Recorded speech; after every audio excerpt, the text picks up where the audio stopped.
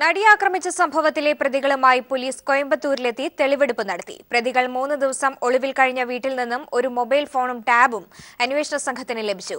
പ്രതികൾ രക്ഷപ്പെടാൻ ഉപയോഗിച്ച പൾസർ ബൈക്കിന്റെ ഉടമയെ പിളമേട് നിന്നും കണ്ടെത്തി. ബൈക്ക് മോഷണം പോയതാണെന്നാണ് ഇയാൾ പോലീസിനോട് പറഞ്ഞത്. പുലർച്ചെയാണ് പൾസർ സുനിയെയും വിജീഷിനെയും കൊണ്ട് അന്വേഷണ സംഘം തെളിവെടുപ്പിനായി കോയമ്പത്തൂരിലെത്തിയത്. പ്രതികൾ 3 ദിവസം ഒളിവിൽ കഴിഞ്ഞ ശ്രീറാം നഗറിലുള്ള വീട്ടിൽ സംഘം പരിശോധന നടത്തി. വീടിനുള്ളിൽ നിന്നും ഒരു മൊബൈൽ ഫോണും ടാബും കണ്ടെടുത്തു. ഇവ ശാസ്ത്രീയ പരിശോധനയ്ക്ക് അയക്കുന്നതിന് മുന്നോടിയായി പോലീസ് സീൽ ചെയ്തു. വീട്ടുടമയെ പോലീസ് വിശദമായി ചോദ്യം ചെയ്തു. പ്രതികളെ മുൻപരിചയമില്ലെന്നും ചാർലി എന്നൊരാളാണ് പരിചയപ്പെടുത്തിയതെന്നും കെട്ടിട ഉടമ പോലീസിനോട് പറഞ്ഞു. ചാർലി ഒളിവിലാണെന്ന് അന്വേഷണത്തിൽ വ്യക്തമായി. കഴിഞ്ഞ തിങ്കളാഴ്ച കോയമ്പത്തൂരിലെത്തിയ പ്രതികൾ ബുധനാഴ്ചയാണ് മടങ്ങിയത്. അന്വേഷണ സംഘം കോയമ്പത്തൂരിൽ എത്തിയതറിഞ്ഞാണ് രക്ഷപ്പെട്ടതെന്ന് പ്രതികൾ പോലീസിനോട് പറഞ്ഞു. പിളമേട് സ്വദേശി ശെൽവൻ എന്നൊരാളുടെ ബൈക്കുമായാണ് രക്ഷപ്പെട്ടത്. ശെൽവനെ പോലീസ് പിന്നീട് കണ്ടെത്തി. ബൈക്ക് മോഷണം പോയതാണെന്നും താക്കോൽ തന്റെ കൈവശമുണ്ടെന്നും ശെൽവൻ പോലീസിനോട് പറഞ്ഞു. ആലുവ ഡിവൈഎസ്പി ബാബുകുമാറിന്റെ നേതൃത്വത്തിലുള്ള സംഘമാണ് പ്രതികളുമായി കോയമ്പത്തൂരിലെത്തിയത്. കോയമ്പത്തൂരിലെ തെളിവെടുപ്പ് ഇന്ന് തന്നെ പൂർത്തിയാക്കി കൊച്ചിക്ക് മടങ്ങാൻ കഴിയുമെന്നാണ് പ്രതീക്ഷ. തുടർന്ന് പ്രതികൾ ഒളിവിൽ കഴിഞ്ഞ മറ്റിടങ്ങളിലും എത്തിച്ച് തെളിവെടുപ്പ് നടത്തും. ഇതിനിടെ കഴിഞ്ഞ ദിവസം പൊന്നുരുന്നിയിലെ വീട്ടിൽ നിന്നും കണ്ടെത്തിയ mobile phone, tab, pen drive, memory card എന്നിവ പോലീസ് ശാസ്ത്രീയ പരിശോധനയ്ക്ക് അയച്ചു. News bureau, Kochi. നടിയെ തട്ടിക്കൊണ്ടുപോയ സംഭവത്തിൽ ഗൂഢാലോചനയില്ലെന്ന് താൻ പറഞ്ഞിട്ടില്ലെന്ന് മുഖ്യമന്ത്രി. ഗൂഢാലോചനയില്ലെന്ന് ഒരു മാധ്യമത്തിൽ വാർത്ത വന്നിരുന്നു. ഈ വാർത്തയെക്കുറിച്ച് പറയുകയായിരുന്നു എന്നും മുഖ്യമന്ത്രി. താങ്കൾ പറഞ്ഞതിന് വിരുദ്ധമല്ല, ഞാൻ ഗൂഢാലോചനയില്ല എന്ന് പറഞ്ഞിട്ടില്ല. ഈ രമേശ് ചെന്നിത്തലയെ പോലെ ഒരാൾ ആളെ പെറ്റുമെന്ന് കേട്ടപ്പോൾ കയറെടുക്കാൻ പാടില്ല. എന്താണ് സംഭവിച്ചത്? ഞാൻ ദീപികയുടെ ഒരു പരിപാടിയിൽ പങ്കെടുക്കുകയാണ്. അന്ന് സ്റ്റേജിൽ എനിക്കൊരു പത്രം കിട്ടും. ആ പത്രത്തിൽ ഗൂഢാലോചനയില്ല എന്ന് പറഞ്ഞതായിട്ട് റിപ്പോർട്ട് ചെയ്തു. ഞാൻ പറഞ്ഞു, ഇങ്ങനൊരു റിപ്പോർട്ട് കാണുന്നു. എനിക്ക് ഔദ്യോഗികമായി കിട്ടിയ വിവരത്തിൻ്റെ അടിസ്ഥാനത്തിൽ പറയല്ല, ഇങ്ങനെ റിപ്പോർട്ട് കാണുന്നുണ്ട്. പക്ഷെ നിങ്ങൾ ആര്? മാധ്യമങ്ങൾ ഗൂഢാലോചനയെക്കുറിച്ച് അന്വേഷണത്തിന് പുറപ്പെടുന്നു. ആ ഭാഗം ഞാൻ പറഞ്ഞിട്ടുണ്ട്. ബാക്കി കാര്യങ്ങൾ പോലീസ് അന്വേഷിക്കട്ടെ. പോലീസ് അന്വേഷിച്ച് കാര്യങ്ങൾ പുറത്തു കൊണ്ടുവരും. ഇപ്പോൾ എല്ലാവരെയും പിടികിട്ടി കഴിഞ്ഞിട്ടുണ്ട്. ആ പിടികിട്ടി കഴിഞ്ഞ സാഹചര്യത്തിൽ കാര്യങ്ങൾ അവരന്വേഷിച്ച് പുറത്തു കൊണ്ടുവരും. ഇതാണ് ഞാൻ പറഞ്ഞത്. നടിയെ ആക്രമിച്ച സംഭവം സംബന്ധിച്ച് അന്വേഷണം അട്ടിമറിക്കാൻ ഗൂഢനീക്കം നടക്കുന്നതായി പ്രതിപക്ഷ നേതാവ് രമേശ് ചെന്നിത്തല പറഞ്ഞു. സംഭവത്തിന് പിന്നിൽ ഗൂഢാലോചന ഇല്ലെന്ന മുഖ്യമന്ത്രിയുടെ പ്രസ്താവന മറയാക്കി അന്വേഷണം അട്ടിമറിക്കാൻ ഉദ്യോഗസ്ഥർ ശ്രമിക്കുകയാണെന്നും ചെന്നിത്തല കൊച്ചിയിൽ ആരോപിച്ചു.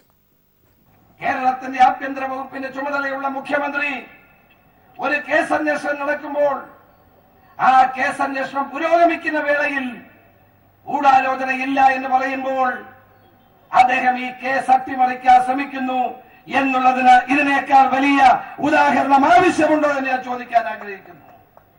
ഈ കേസ് അട്ടിമറിക്കുന്ന കാര്യത്തിൽ കേരളത്തിന്റെ മുഖ്യമന്ത്രി ഒന്നാം പ്രതിയായി നിൽക്കുന്നു എന്നാണ് നമുക്ക് കാണാൻ സാധിക്കുന്നത്. പ്രതിയെ സംരക്ഷിക്കാൻ ബോധപൂർവമായ ഗൂഢാലോചന ഇവിടെ നടക്കുന്നു. പ്രതിയെ കൂടുതൽ ചോദ്യം ചെയ്താൽ കൂടുതൽ കേസിന് ആസ്പദമായ കൂടുതൽ ചുരുളുകൾ നികരും, കൂടുതൽ ചുരുളുകൾ പുറത്തു വരും, സത്യം പുറത്തു വരുമെന്ന് ആരൊക്കെയോ ഭയപ്പെടുന്നു. ഇതിന്റെ പിന്നിൽ കൂടുതൽ വസ്തുതകൾ പുറത്തു വരുമെന്ന് പലരും ഭയപ്പെടുന്നു. അവർക്ക് സംരക്ഷണം കൊടുക്കുന്ന പ്രവർത്തനം കേരളത്തിന്റെ മുഖ്യമന്ത്രിയുടെ ഭാഗത്തുണ്ടായത് തികച്ചും ദൗർഭാഗ്യകരമാണ് എന്ന് പറയാൻ ഈ അവസരം ഞാൻ വിനിയോഗിക്കുകയാണ്. കെ സുരേന്ദ്രനെതിരെ കേസെടുക്കണമെന്ന് VM സുധീരൻ. കൊലവിളി പ്രസംഗത്തിന്റെ പേരിൽ കേസെടുക്കണമെന്നാണ് ആവശ്യം. അതേസമയം നടിയെ ആക്രമിച്ച കേസിലെ പ്രസ്താവന മുഖ്യമന്ത്രി തിരുത്തിയത് ജനരോഷം ഭയന്നെന്ന് സുധീരൻ പറഞ്ഞു. അക്രമത്തിന് ആഹ്വാനം കൊടുക്കുന്ന രാഷ്ട്രീയ നേതാക്കന്മാർ ആരായാലും അവർക്കെതിരെ കർശനമായ നടപടി വേണം. BJP നേതാവ് സുരേന്ദ്രൻ ഇപ്പോൾ MM മണിയാകാനാണ് അദ്ദേഹം ശ്രമിക്കുന്നത്. തീർച്ചയായും സുരേന്ദ്രൻ്റെ വെളിപ്പെടുത്തലിൻ്റെ അടിസ്ഥാനത്തിൽ അദ്ദേഹത്തിനെതിരെ കേസെടുത്തേ മതിയാകൂ. അക്രമങ്ങൾക്കുള്ള പരസ്യമായ ആഹ്വാനമാണ് അത് എന്ന കാര്യത്തിൽ യാതൊരു സംശയമില്ല. നടിയെ തട്ടിക്കൊണ്ടുപോയി ആക്രമിച്ച് ദൃശ്യങ്ങൾ പകർത്തിയ കേസിൽ ഇപ്പോൾ നടക്കുന്ന അന്വേഷണം പ്രഹസനമാണെന്ന് ബിജെപി ദേശീയ എക്സിക്യൂട്ടീവ് കമ്മിറ്റി അംഗം വി മുരളീധരൻ. സംഭവത്തിലെ യഥാർത്ഥ പ്രതി ആരാണെന്നത് മുഖ്യമന്ത്രിക്ക് അറിയാമെന്ന് കേരളത്തിലെ ജനങ്ങൾ വിശ്വസിക്കുന്നുവെന്നും മുരളീധരൻ പറഞ്ഞു. കേസന്വേഷണം കേന്ദ്ര ഏജൻസിയെ ഏൽപ്പിക്കണം, അല്ലെങ്കിൽ കോടതിയുടെ മേൽനോട്ടത്തിൽ കേസന്വേഷണം കൈമാറണമെന്നും മുരളീധരൻ ആവശ്യപ്പെട്ടു. സംഭവത്തിൽ സിനിമാ സംഘടനയായ അമ്മയുടെ ഇടപെടലിലും സംശയം നിലനിൽക്കുന്നുവെന്നും നടിയെ മാധ്യമങ്ങളെ കാണുന്നതിൽ നിന്ന് വിലക്കിയത് സത്യം പുറത്തുവരാതിരിക്കാനാണെന്നും വി മുരളീധരൻ വാർത്താസമ്മേളനത്തിൽ പറഞ്ഞു.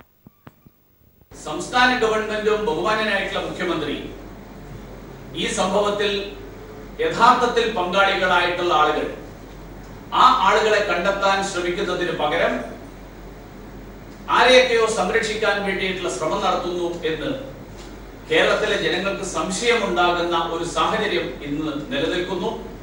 ആ സാഹചര്യം മാറ്റാനായിട്ട് ഞാൻ നേരത്തെ സൂചിപ്പിച്ചതുപോലെ വിശ്വാസ്യതയുള്ള ഒരു ഏജൻസിയെ ഈ അന്വേഷണം ഏൽപ്പിക്കണം. അത് കേന്ദ്ര ഏജൻസിയാവാം, അത് കോടതിയാവാം. ഈ രണ്ടിൽ ഏത് ഏജൻസി ഏൽപ്പിച്ചാലും അതിലൂടെ മാത്രമേ സത്യം പുറത്തു വരുള്ളൂ എന്ന് കേരളത്തിലെ ജനങ്ങൾ വിശ്വസിക്കുന്നു. നടിയെ ആക്രമിച്ച സംഭവത്തിൽ പ്രതികളെ വേഗത്തിൽ പിടികൂടി പോലീസ് സേനയുടെയും നാടിന്റെയും മാനം കാത്ത അന്വേഷണ സംഘത്തിന് സഹപ്രവർത്തകരുടെ ആദരം. പോലീസ് ഓഫീസേഴ്സ് അസോസിയേഷന്റെയും പോലീസ് അസോസിയേഷന്റെയും സംയുക്താഭിമുഖ്യത്തിൽ അന്വേഷണ സംഘാംഗങ്ങൾക്ക് കൊച്ചിയിൽ സ്വീകരണം നൽകി. നാട് ആഗ്രഹിച്ചത് ചെയ്ത പോലീസുകാരെ അഭിനന്ദിച്ചില്ലെങ്കിലും അപമാനിക്കരുതായിരുന്നുവെന്ന് ചടങ്ങിൽ പങ്കെടുത്ത മേജർ രവി പറഞ്ഞു. പ്രതികളെ അതിവേഗതയിൽ ഇരുമ്പഴിക്കുള്ളിലാക്കുന്നതിന് പോലീസ് നടത്തിയ കഠിന പ്രയത്നത്തെ മുക്തകണ്ഠം പ്രശംസിച്ചുകൊണ്ടായിരുന്നു സംവിധായകൻ മേജർ രവി സംസാരിച്ചു തുടങ്ങിയത്. പോലീസിനെ അഭിനന്ദിച്ചില്ലെങ്കിലും അപമാനിക്കരുതായിരുന്നുവെന്ന് അദ്ദേഹം പറഞ്ഞു. ജനങ്ങൾക്ക് വേണ്ടിയിട്ട് അവൻ വിടാതെ അവനെ പിടിവിട്ടില്ല. ചവിട്ട് കൊണ്ടിട്ടും അവനെ പിടിച്ച് ചവിട്ടിക്കൂട്ടി വണ്ടിക്കകത്ത് കെട്ടി കൊണ്ടുവന്ന് കണ്ടപ്പം അഭിമാനം തോന്നി.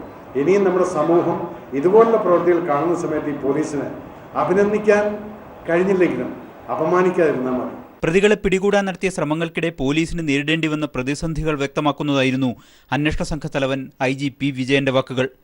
പ്രതിയെ പിടികൂടിയ രീതിയെ ചൊല്ലി ചിലർ വലിയ വിവാദമുയർത്തുന്നു.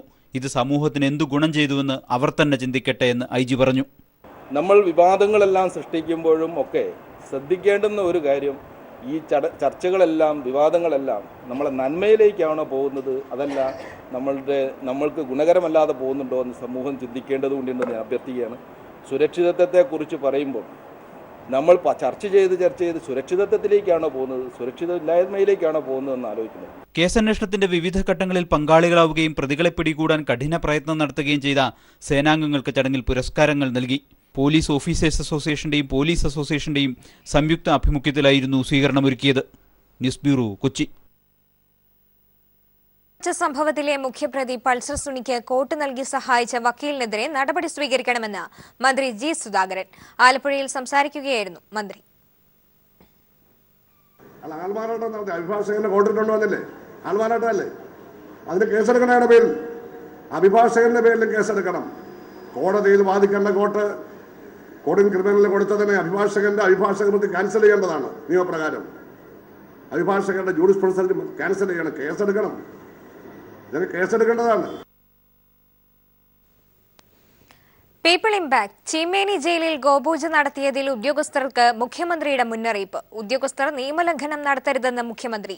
നിയമത്തിന് അതീതമായി ആർക്കും സൗകര്യം ഒരുക്കരുതെന്നും അഴിമതിക്കാരുടെ പ്രലോഭനത്തിൽ വീഴരുതെന്നും പിണറായി പറഞ്ഞു.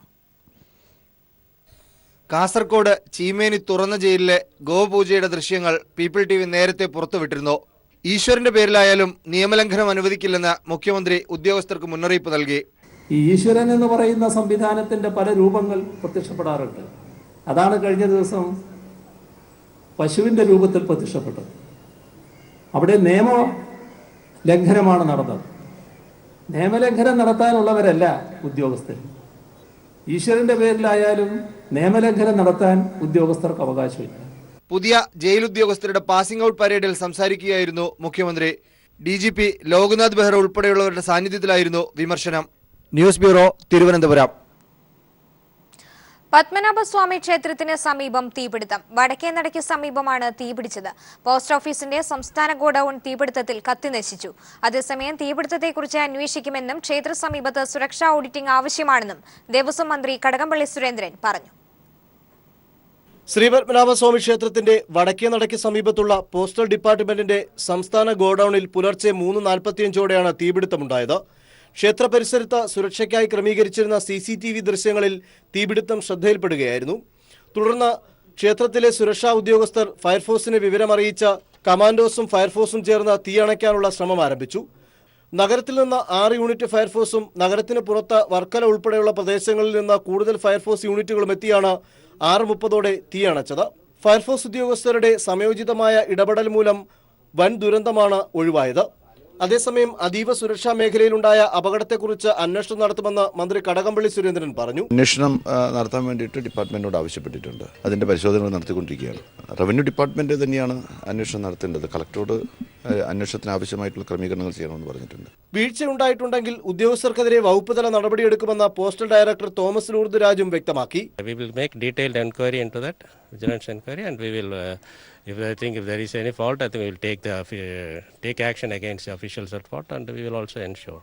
ക്ഷേത്രത്തിന് സമീപം അനധികൃത നിർമ്മാണമുണ്ടെങ്കിൽ നടപടി സ്വീകരിക്കുമെന്ന് മേയർ VK പ്രശാന്ത് അറിയിച്ചു. ഒരു ഫയർ ഓഡിറ്റിങ്ങും സുരക്ഷാ ഓഡിറ്റിങ്ങും നമുക്ക് ഈ പത്മനാഭസ്വാമി ക്ഷേത്രത്തിന്റെ പരിസരത്തിലെങ്കിലും നിർബന്ധമായി നടത്തണമെന്നുള്ളൊരു ആവശ്യമാണ് നഗരസഭയ്ക്ക് തന്നെ ഉള്ളത്. രക്ഷാപ്രവർത്തനത്തിനിടെ ഒരു ഫയർഫോഴ്സ് ഉദ്യോഗസ്ഥനും 2 കമാൻഡോകൾക്കും പരിക്കേറ്റു.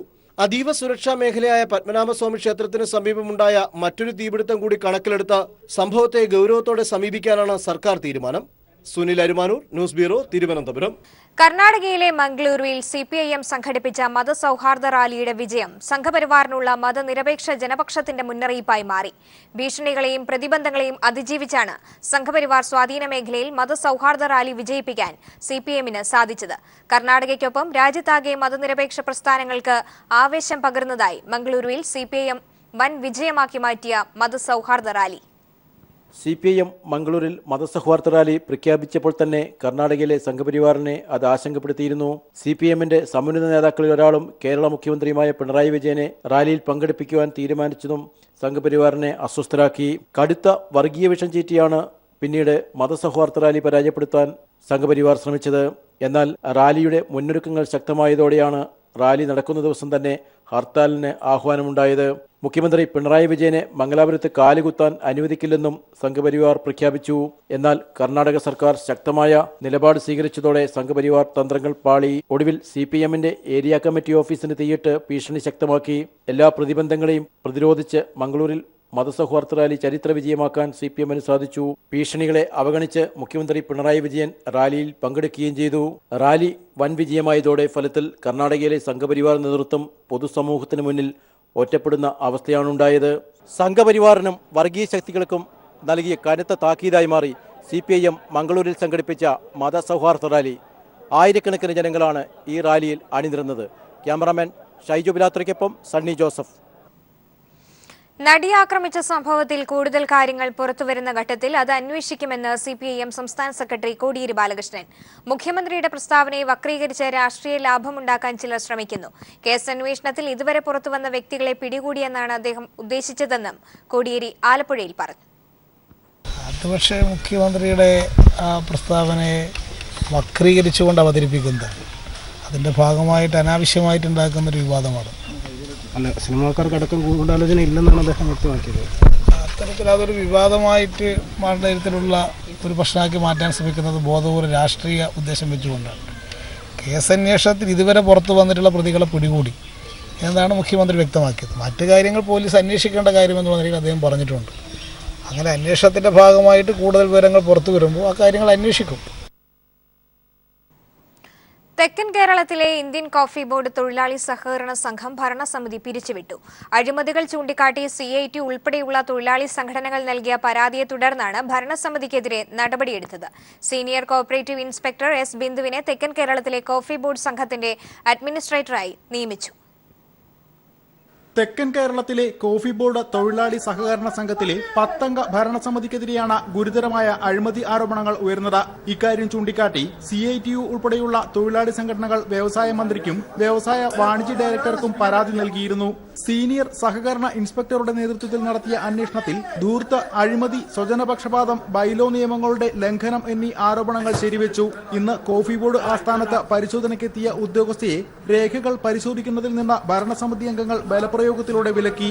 സംഭവ വികാസങ്ങൾ കണക്കിലെടുത്താണ് ഭരണസമിതി പിരിച്ചുവിട്ട senior co operative inspector S ബിന്ദുവിനെ സംഘത്തിന്റെ അഡ്മിനിസ്ട്രേറ്ററായി നിയമിച്ചുകൊണ്ട് ജില്ലാ വ്യവസായ കേന്ദ്രം ജനറൽ മാനേജർ ഉത്തരവിട്ടത്. 6 മാസമാണ് അഡ്മിനിസ്ട്രേറ്ററുടെ കാലാവധി. പുറത്താക്കപ്പെട്ട ഭരണസമിതി അംഗങ്ങൾക്ക് അടുത്ത 2 തവണ സംഘത്തിലെ തിരഞ്ഞെടുപ്പിൽ മത്സരിക്കുന്നതിലും നാമനിർദ്ദേശം സമർപ്പിക്കുന്നതിലും വിലക്കുണ്ട്. News bureau, Thrissur. ഉത്തർപ്രദേശിൽ 5ാം ഘട്ട വോട്ടെടുപ്പ് നാളെ നടക്കാനിരിക്കെ വോട്ടർമാരെ പോളിംഗ് ബൂത്തുകളിൽ എത്തിക്കാൻ ബൂത്ത് നേതാക്കളെ RSS തയ്യാറാക്കി കഴിഞ്ഞു.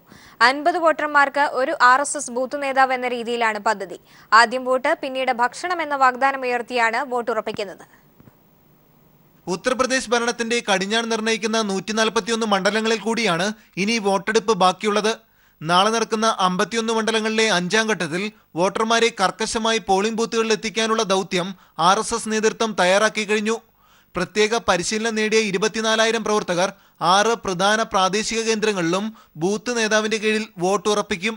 50 വോട്ടർമാർക്ക് ഒരു നേതാവ് എന്ന നിലയിൽ ജനങ്ങളെ പോളിംഗ് ബൂത്തുകളിൽ എത്തിക്കാനാണ് നിർദ്ദേശം.